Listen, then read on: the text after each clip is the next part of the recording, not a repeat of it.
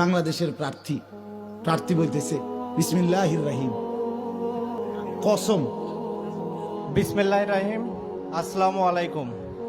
ফরিদপুরবাসী কি ভালো আছে? বিসমিল্লাহির রহিম। আমি মানে রীতিমতো মনটা চাইছে মাটিত গইরাই। আয় খোদা, কোন দেশে জন্ম নিলাম? আমার মা একা এ দেশে আইলো, আমি একা এ দেশে, এতে বেটা কি করব? বিসমিল্লাহির রহিম। আমি যেমন কইছি এমনও কইতে আসছে।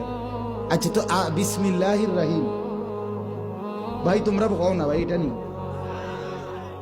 মানে আস্তা আর রহমানের এই শব্দটাই নাই, গোটা একটা শব্দ ডাইরেক্ট গিলে এলাইছে।